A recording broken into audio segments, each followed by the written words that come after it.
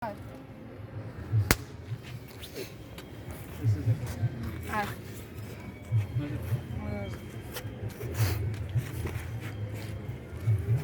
उनसे भी ये सवाल मैं पूछ रहा था, बट उसके पहले आपसे एक ये सवाल पूछता हूँ कि I think this is after a really long time कि हमारे देश में ऐसा कोई इशू उठा है, कोई मुद्दा उठा है जिस पे divided irrespective of any caste, irrespective of any religion, people have stood up in different parts of the country. Kolkata, Bombay, in a place like Mangalore, people have stood up.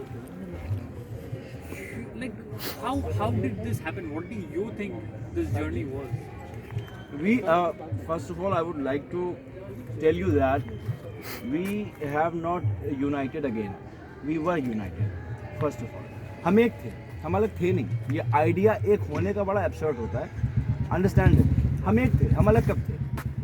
मतलब अगर आप देखें, पैटर्न देखें किसी भी चीज़ का, इस मुल्क का पैटर्न देखें ना. 40 साल की बात ना करो, मेरी उम्र 30 साल है. मैंने 30 साल से दुनिया देखी है और मेरे ख्याल से 25 साल से रंग देखने की सलाहियत पैदा की है. I am able to understand कि ये लाल है, ये पीला है, ये मेरे बाप है.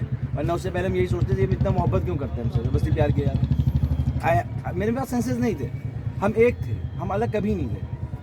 मेरी ज़िंदगी के एक्सपीरियंस में अगर मैं आपको बताऊं, जो 33 साल के लोग यहाँ पे खड़े हुए हैं, जवान लोग, यूथ जिसे आप कहते हैं, उन्होंने ना डिफरेंस देखा 2014 के बाद से कि हम हैं क्या यार. फिर हमें एहसास हुआ कि हम अलग हैं या कराने की कोशिश की गई. This was a thing. आप समझिए 2014 ही के बाद क्यों? आप बताओ, कितने बड़े बड़े हादसों से अगर मुल्क निकला है, हम एक साथ नहीं खड़े हुए. 26/11 का कितना बड़ा हादसा था. आप देखो, उस वक्त लोग जो एक दूसरे को खाना दे रहे थे, पहुंचा रहे थे, क्या वो एक नहीं थे? आज मुद्दा समझिए. प्रियम्बल जब हम पढ़ते हैं ना, बचपन से हिस्ट्री सिविक्स पढ़ी ना, सिविक्स में टीचर यही पढ़ाती थी, we are equal. Questions answer इसी पे होते थे. हम हैं क्या? हमारी आइडेंटिटी क्या है? आप बताओ मुझे. You are asking me some questions, I am answering you. मेरी आइडेंटिटी है, जितने लोग यहाँ खड़े हैं, लेटे हैं, उठ रहे हैं, बैठ रहे हैं, सब हिंदुस्तानी तो हैं. किस बुनियाद पे हम बदले जाएंगे? हिंदुस्तान में रह के अगर लोगों के मकान किसी का छोटा है, किसी का बड़ा है, अलग रंग का है, तो क्या हम उसे अलग अलग तरीक़े से देखेंगे, या हम ये कहेंगे इस मुल्क का घर है ये? आप बताओ मुझे यार. पूड़ियाँ भी तल रही हैं, छोले भटूरे भी बन रहे हैं. What you think? दोनों ही तो हिस्सा है ना. आप कभी पूड़ी पसंद करना खाना पसंद करते हो, कभी chole bhature. I am seriously telling you. आप समझे इस कॉन्सेप्ट को कि हम अलग नहीं थे कभी, हम एक थे. आई थिंक योर आपने बहुत बड़ा एक सही फ्लॉ निकाला है मेरे क्वेश्चन के अंदर. Apologize to criticize you, but I didn't intend to actually. No, and it's very good that you have. तो अगर हम एक थे, how is it so easy for a party like BJP to divide us, this nation, since 2014? Good. बस आपने सच्ची पूछी. You will become a journalist one day, इंशाल्लाह. देखिए 2014 से हुआ क्या, आप समझिए. हमें डिवाइड करने की कोशिश की गई. हम कुछ लोग ऐसे थे जो अलग भी हुए, बेशक अलग हुए. आप संबित पात्रा को सुन लो उठा के. You ask him any question, वो एक बात कहेगा. आप उससे पूछो कैसे हो, पाकिस्तान डर रहा है, हमारे जवान लड़ लें. I love them. जब कारगिल की वॉर हुई थी ना, तो स्कूलों में पैसे जमा हुए थे, ओखला से भी जमा हुए थे. मजहब देख के तो नहीं गए थे ना पैसे बॉर्डर पे, कि अब्दुल कय्यूम को खाली पैसे देना, राकेश शर्मा को ना देना, या राकेश शर्मा को देना, अब्दुल कुद्दूस को ना देना. ऐसा तो नहीं था ना. पैसे गए, बच्चों ने 2 रुपये भी डाले, अमीर था 10,000 रुपये भी डाले. समझो मेरी बात को. अब दिन भर मीडिया अगर ये दिखा रहा है, मीडिया का काम क्या है? प्राइम मिनिस्टर से आप क्वेश्चन पूछने जाओगे, क्या पूछोगे? सर आपकी फॉरेन पॉलिसी क्या है, आपकी आने वाली पॉलिसीज़ क्या है, पेट्रोल के प्राइस बढ़ ले. तुम हमसे आके ये पूछो, मेरा नाम आमिर है, आमिर भाई तुम आम कैसे खाते हो, तो हम यूँ पीछे लेटेंगे. हाँ बताओ. हम तुम्हें सीरियसली नहीं लेंगे. फिर पूरा मुल्क नहीं देखेगा. प्रोपेगेंडा चल रहा है. नॉर्थ कोरिया का नाम सुना है होगा आपने. क्या चलता है वहाँ? सुबह उठते बच्चे इस बात से हैं कि उनके राजा की तारीफ हो रही है, सोते इस बात से 2 चैनल चल रहे हैं. एक पे दिन भर प्रोपेगेंडा वो चल रहा है, दूसरा उनकी बहादुरी दिखाई जा रही है. दिन भर ये चला, काफ़ी लोग इन्फ्लुएंस भी हुए, बट आप देखो कि लोग एक दूसरे के साथ तब भी खड़े हुए. आपने यहाँ पे फेत आके नहीं देखा लोगों का. मे भी शायद लोग मीडिया इंटरेस्टेड नहीं था. यहाँ जब इलेक्शन करीब आए तो मीडिया इंटरेस्टेड हो गया कि यहाँ पे क्या हो रहा है. शाहीन बाग का कंपैरिजन पाकिस्तान से यार, आप मजाक कर रहे हो, हर चीज़ का कंपैरिजन मजाक से। आमिर जूते लाएं, ये पाकिस्तान के हो सकते हैं, इस बात पे लिंचिंग कर देंगे। एक लड़का आज गोली मार के जाता है सामने, आप बताओ, उसकी पीठ पुलिस की तरफ थी and police people were standing akimbo, कमर पे हाथ रख के खड़े हुए थे, पकड़ नहीं पा रहे थे। फायर किया उसने, आराम से आए, दामाद जी को लेके चले गए।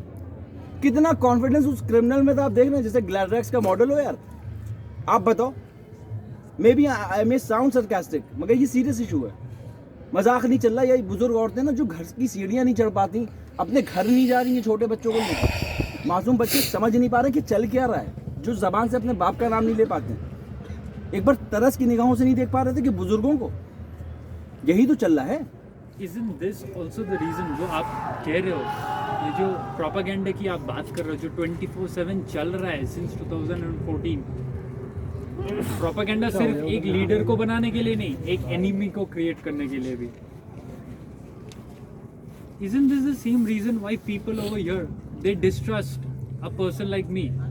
You know, I'm not saying कि उनका जायज़ नहीं है, उनका जायज़ है, but I am saying isn't that also the reason जब वो आके मेरे को पूछते हैं आप कौन से न्यूज़ चैनल से हो, और मैं कहता हूँ कि सर या मैडम मैं कोई न्यूज़ चैनल से नहीं हूँ, मैं एक स्टूडेंट हूँ, मैं यहाँ पे एक डॉक्यूमेंट्री बनाना चाहता हूँ। क्या कहना चाहते हो आप इसके बारे में? ये मिसट्रस्ट लोगों में पैदा कैसे हुई? ठीक, ये ऐसे जो आप कह रहे हैं, I will try to explain you in some other way. इस बात को समझने की कोशिश की और बहुत देसी भाषा में, क्योंकि मेरे मुल्क में 80% लोग तो मेरी भाषा समझते हैं जो हम बोलते हैं। मैं हिंदुस्तानी भी हूँ, लोग माने ना माने मगर हूँ तो फितरत से। और मेरे डॉक्यूमेंट्स भी दादाजी के पास 4 बीवियाँ थीं, चारों के पास है। बारिश होती है, होके रुक जाती है, आपको बाहर जाना है, आप ऑफकोर्स छतरी लेके जाओगे एहतियात के तौर पे। कहीं बारिश हुई भीग जाऊँगा, या पॉलीथीन रख लोगे मोबाइल बचाने के लिए। हिंदुस्तान में तो पॉलीथीन ही रखते हैं, बैन होने के बाद भी गवर्नमेंट दे देती है ना, ये गवर्नमेंट की मक्कारी है। बट इस बात को समझो कि मेरे भाई शाहीन बाग में आपने, मैंने जैसा अभी आपको थोड़ी देर पहले बताया था, मैंने भी ये हैड अ वर्ड कि कैरेक्टर असैसिनेशन कर रहे हैं आप बैठ के। आप देखो कि ये वो मुल्क है जिसमें सरस्वती की पूजा होती है, एंड सरस्वती औरत है, ये भी तो औरतें हैं। मोदी जी की माँ की उम्र की औरतें हैं, माँ की उम्र की औरतें हैं। क्या इल्ज़ाम लगा रहे हो? वाहियात, घिनौना और बेबुनियाद गिरा हुआ। आप बताओ, इसके बाद अगर इंसान आह भी कर देता है तो बदनाम होगा? आप खुद बताओ। मीडिया उसको प्रोजेक्ट कर रहा है। कहाँ गए अर्नब गोस्वामी, कहाँ गए दीपक चौरसिया, हुवर यहाँ पे हम आपसे बात करना चाहते हैं, हम आपके लिए आए, आप हमारे लिए आए हैं, आपने हमसे बात ही नहीं की। ये कौन सी बात है? आप हमसे रिश्ता रखना चाहते हैं मगर आप हमसे नाराज़ रहेंगे, हम बीमार पड़ेंगे, आप हमारी खैरियत नहीं लेंगे। आप बताओ, तो थोड़े प्रिकॉशंस तो इंसान लेगा। दूसरी चीज़, यहाँ पे फैब्रिकेटेड वीडियोस दिखा रहे हैं लोग।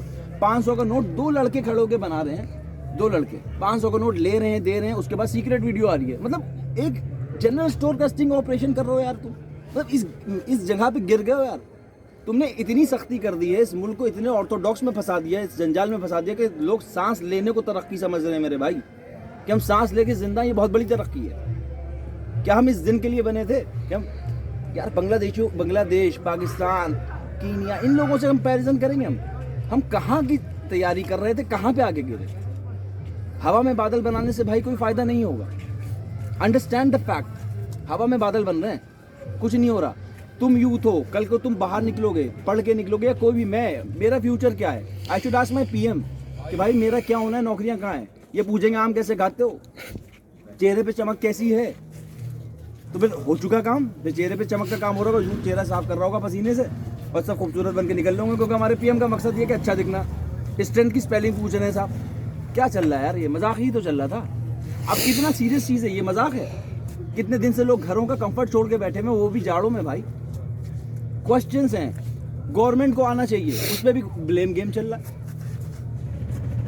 मनमोहन सिंह जी, उनको काफ़ी लोगों ने ब्लेम किया था, शायद उनमें से मैं भी एक हूँ, कि वो काफ़ी दिनों तक चुप्पी में थे काफ़ी सारे इश्यूज में भी। मगर जब लोकपाल बिल का प्रोटेस्ट हुआ था दिल्ली में, तब उन्होंने एक्चुअली जाके केजरीवाल, मनीष सिसोदिया जी, किरण बेदी से जाके उन्होंने बात करने की कोशिश की थी जी। वो अप्रोच हमारे होम मिनिस्टर या फिर हमारे प्राइम मिनिस्टर में दिखता नहीं है. इन रिटर्न दिखता है कि वो हमारे इलेक्शन कैंपेन जो हो रही है, they are doing it on the basis of vote bank politics as they do, and they want a Shaheen Bagh free Delhi. That's the connotation.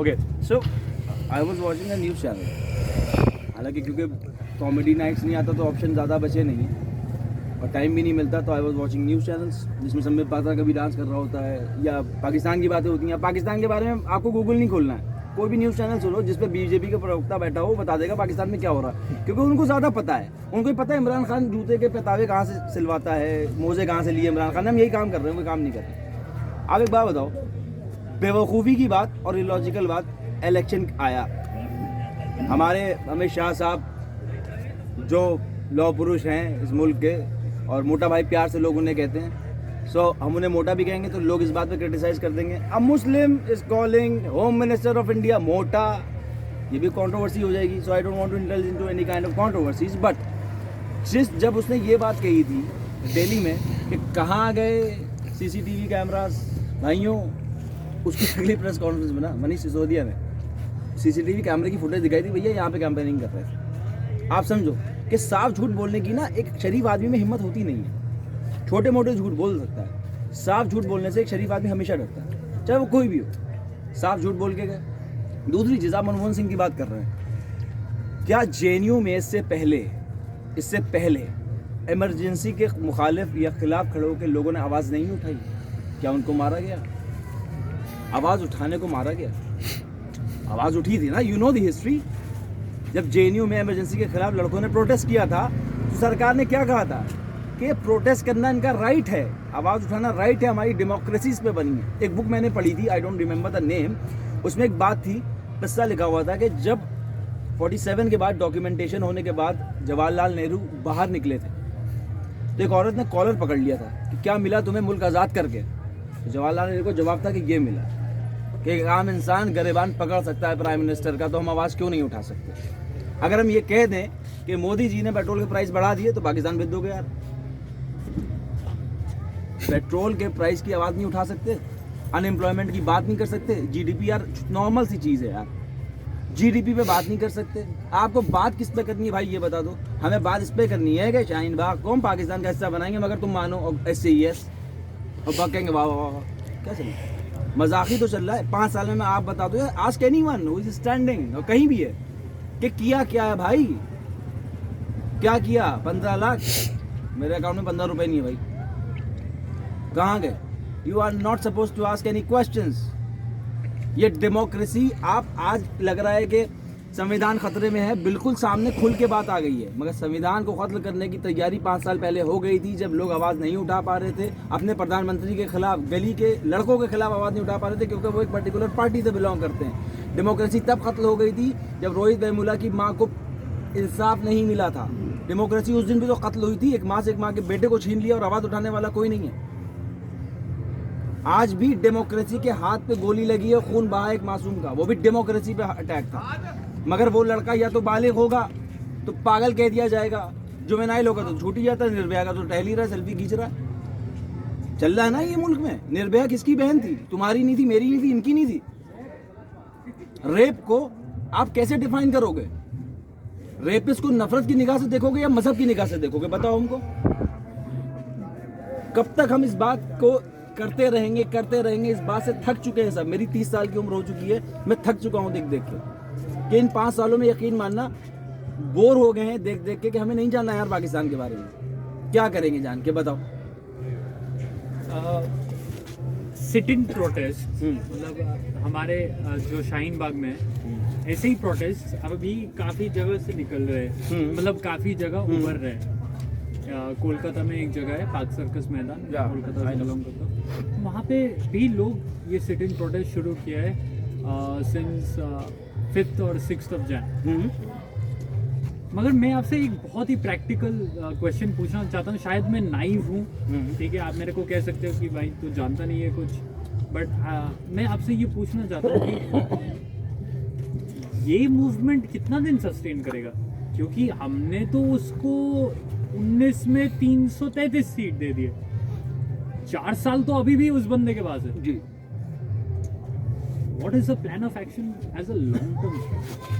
The first answer to your question about 303 seats is this कि जब एक election में 4 candidates fight करते हैं तो एक candidate को 30 vote पड़े फॉर एग्जांपल, दूसरे को 20 पड़े, तीसरे को 20 पड़े और चौथे को जो बचे उतने पड़े. ठीक है, मेरी मैथ्स बहुत अच्छी नहीं है, not a maths student but still. तो जिसको 30 पड़े वो जीत गया इलेक्शन. ऑफ कोर्स ज़्यादा पड़े ना वोट बाकियों से, बट इसका दूसरा पर्सपेक्टिव क्या ये नहीं हो सकता कि उसके मुखालिफ कितने वोट पड़े? आप बताओ. यानी 30 ही चाह रहे थे कि वो तख्ते पे आए, वो जीते, मगर उससे ज़्यादा लोग ऐसे थे जो उसको बनाना नहीं चाह रहे थे. मे बी ये केस है. और हमने अगर जिताया But they didn't unite. They didn't unite, but Let's not talk about them now. क्या? Let's keep them aside. I'm just conveying it. हाँ. उन्होंने जी कोशिश तो की. मैं ये नहीं कह रहा हूँ कि वो सीटों से गलत आए. आप एक बात बताओ, एक JNU ने भी कोशिश किया है पिछले 4 सालों में अपनी नैरेटिव बदलने की.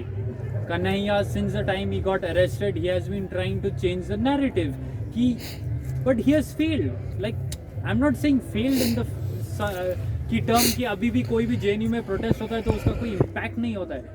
डेफिनेटली होता है, बट आज भी कोई भी उसी नज़रिए से JNU को देखता है कि अरे नहीं, यहाँ पे तो इंसान आता है नाराबाजी करने के लिए, पढ़ाई वढ़ाई करने के लिए नहीं आता. तो मैं कह रहा हूँ ये नैरेटिव कैसे बदलोगे? What is the long term strategy? अच्छा ठीक है, हम बैठे हैं, करेक्ट, 4 साल है ना इसके पास. मैं सिंपल ये मैथ्स का इक्वेशन रख रहा हूँ. इसके पास 4 साल है, हमारे पास एक मुद्दा है, वेरी स्ट्रांग मुद्दा. उसको कैपिटलाइज कैसे करें? ये पहली चीज़ तो ये कि जैसे कन्हैया का एग्जाम्पल आपने लिया, नैरेटिव चेंज करना चाहे नहीं कर पाया अलग बात है. एक तो सरकार को प्रॉब्लम है प्रोटेस्ट प्रॉब्लम है. दूसरी चीज़ नारों से प्रॉब्लम है. जो नारे नहीं लगते वो मीडिया में चलते हैं, जो कभी नहीं लगे. जैसे कन्हैया के टाइम पे आपको भी मालूम होगा, पूरा मुल्क जानता है कि जो नारे लग रहे थे, कोर्ट ने उसे बेल दी, यानी सुप्रीम कोर्ट से ऊपर भक्त हो गए. तो भक्त ज़्यादा जानते हैं, सुप्रीम कोर्ट तो कानून जानता नहीं है. Until last year the charge sheet wasn't filed. Even अभी भी नहीं हुई है. कन्हैया का भी इंटरव्यू हमने देखा कुछ दिन पहले, तो I was watching Comedy Nights on Republic TV, आजकल उस पर आ रहा है. सो उस पर क्या था कि कन्हैया का क्लिप दिखा रहे थे कि चार्जशीट फाइल नहीं कर रहे हो यार. मतलब वो खुद चाह रहा है करो, गवर्नमेंट नहीं कर रही है. गवर्नमेंट के पास आंसर्स नहीं है. मुद्दा क्या है अभी आपको बताऊं. लखनऊ में घंटाघर एक जगह है, वहाँ पे प्रोटेस्ट चल रहा था. तो वहाँ पे जब प्रोटेस्ट चल रहा था तो जाहिर सी बात है कि नया दौर है, सेंसिटिव मामला है, लोग भी एजुकेटेड है कि टेक्नोलॉजी कैसे चलाई जाए. तो बहुत एक्टिव लोग थे, सब देख रहे थे, सब एक दूसरे के मूवमेंट्स देख रहे थे, क्योंकि जाहिर सी बात है कन्हैया का इंसिडेंस एक एग्जाम्पल था कि सेट हो चुका था कि ये भी हो सकता है. हालांकि Kanhaiya is facing the nation. अगर वो गद्दार होता नेशन को फेस ना करता. भाई इतनी बोल्डली आके वो फेस कर रहा है, लोगों के मुद्दे उठा रहा है, हर जगह आके जा रहा है, हर गरीब से भी मिल रहा है, अमीर की भी मुखालफत कर रहा है, criticising rich in the countries of dictators. You know it's a tough thing and he is doing that. You understand that. वो कर रहा है, वो कहीं ना कहीं पावर गेम में भी वो उनके खिलाफ खड़ा हुआ है. So are the brave women of Shaheen Bagh. Of course, Because he I is have to standing by. mention और आया यहाँ पे, हमदर्दी तो दी. ये दीपक चौरसिया वाली हमदर्दी नहीं थी, हम आए, ये तो बात नहीं थी. दूसरी चीज़ ये है कि घंटाघर में भी यही हुआ, कुछ औरतें आईं, क्योंकि वहाँ पे स्पेसिफिकली हमारे योगी जी की सरकार है और योगी जी का बस नहीं चल रहा, वो सूरज इधर से निकलवा देते या मूड हो कभी ना निकलवाएं, आज योगी जी उठेंगे तब सूरज निकालेंगे. इस लेवल की तो भक्ति है लोगों में. So they are not thinking logically. तो औरतों का प्रोटेस्ट, उसमें मर्दों को खाने भी नहीं दे रहे हैं कि खाना जाके पहुंचा दो. जो बिस्तर थे वो ले गए पुलिस वाले, चोरी करके ले गए. पुलिस वालों की FIR क्या लिखे. तो दूसरी चीज़ ये हुई कि उसमें कुछ औरतें ऐसी आ गई थी, हमारी बहनें वो भी हैं, जाहिर सी बात है इस मुल्क का हिस्सा हैं, तो वो मेरी बहन ही हुई. तो वो आके वो जिंदाबाद के नारे लगा रही थी, पाकिस्तान के जो जिंदाबाद के नारे लगा रही हैं. उनको पकड़ा गया. तो जब पकड़ा गया, हाथ पकड़ के पुलिस के पास ले गए, तो कहली हाँ मैं RSS हूँ, कर लो क्या करना है. इस हिम्मत, ये इतनी हिम्मत किसने दी? इतनी हिम्मत कैसे आ सकती है कि मैं तुम्हें कत्ल करने आ रहा हूँ और सामने तुम्हारे हथियार रख के आ रहा हूँ, जो करना है कर लो. ये तो सीधी सीधी गुंडई हो गई. तो तुम कहीं ना कहीं पाकिस्तान का प्रोजेक्शन इंडिया में ला रहे हो और टैग किसी और को कर रहे हो.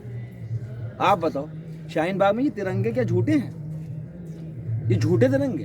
15 अगस्त को बुजुर्ग औरतों ने झंडा फहराया.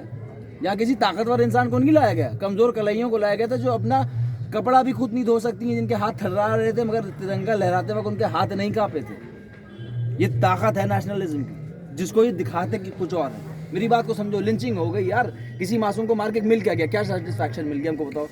अगर किसी के खून से तख्त हासिल करना है ना, यकीन माना मैं फ़कीरी ले लूँगा, मैं भीख मांग लूँगा, मैं मासूमों को नहीं मार सकता। ना मेरा दीन ये बात कहता है, ना ये मेरा मुल्क बात कहता है। और दोनों एक दूसरे के साथ ही तो चल रहे हैं। हम कब अलग हो गए? मजहब के नाम पे ही बांटना था हमें, तुम तब नहीं बांट पाए, अब क्या बांटो? यहाँ पे हमारे सरदार भाई खाना लेके जो आते हैं माशाल्लाह से, उनके दिल में मकसद क्या है? पहला मकसद कि जो बेचारे भूखे हैं, घरों से दूर आके बैठे हैं, खास करके बुजुर्ग, उनका पेट भर जाए। भूख सबसे पहली चीज़ होती है भाई, बेसिक चीज़ है भूख। उसको ये गवर्नमेंट नहीं मिटा पा रही है। किसान हत्या बढ़ी है या कम हुई है, दिल पे हाथ रख के बता दो। जवानों की हत्या कम हुई है, बता दो। इतना बड़ा मुल्क है, इतनी बड़ी एजेंसी है, कहाँ से आ गया RDX? अटैक हो गया, जवान शहीद हो गए, पाकिस्तान। बारिश ज़्यादा हो रही है, पाकिस्तान। सेब के प्राइस बढ़ गए, पाकिस्तान। क्या चल रहा है यार? इन लोग के बारे में सोचो, मेरे बारे में सोचो। भाई हमें कुछ दे दो, कुछ ठीक कर दो मेरे लिए, रेलवे का किराया कम कर दो। या तो फिर वो वाली बात हो गई भक्तों वाली कि रेलवे का किराया इसलिए मोदी जी ने बढ़ाया है कि आदत डलवा रहे हैं मोदी जी, कल को बुलेट ट्रेन आएगी, तुम लोग को एक ही महंगा किराया ना लगे। और बकवाह क्या स्ट्रैटेजी है? खेलने दो, हम भी खेलने था, वो भी खेल ले। हम लोग खेलते खेलते बड़े हो जाएंगे, शायद बूढ़े भी हो जाएंगे। ऐसे ही चलता रहेगा। सरकारें आए, अटल जी ने बहुत अच्छी बात कही थी, सरकारें आएंगी और जाएंगी, ये मुल्क रहेगा। ये मुल्क रहा है, वो है सारे जहाँ से अच्छा। उसमें एक शेर बहुत अच्छा है, पूरा तो नहीं पढ़ूंगा, कि यूनानो मिस्र रोमा सब मिट गए जहाँ से। यूनान बहुत पुरानी सभ्यता है। रोम के बारे में कहा जाता है Rome was not built in a day. यूनान और इजिप्ट भी बहुत पुरानी सभ्यता है, हजारों साल पुरानी। यूनानो मिस्र रोमा सब मिट गए जहाँ से, बाकी है लेकिन अब तक नामो निशा हमारा, हिंदुस्तान हमारा। ये तो रहेगा, इसको मिटा नहीं पाओगे चाहे तुम कुछ कर लो। इस मिट्टी में बहुत खुशबू है और बहुत ताकत है। मैं कॉल का मजबूत जोड़ है, टूटेगा नहीं। हाँ तो याद रखना। सो आई एम ओवर, थक के बोलते। Thank you guys, I love you all. I feel like Shahrukh Khan है। मजाक कर रहे